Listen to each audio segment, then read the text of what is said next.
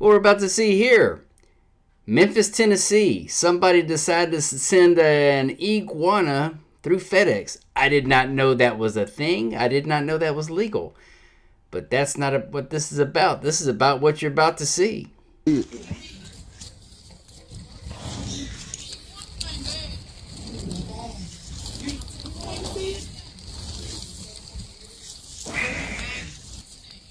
I don't know yet.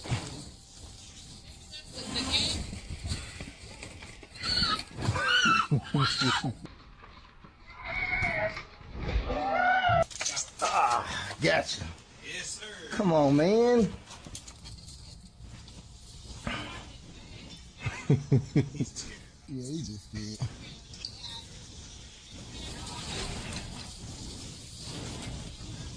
Appreciate it.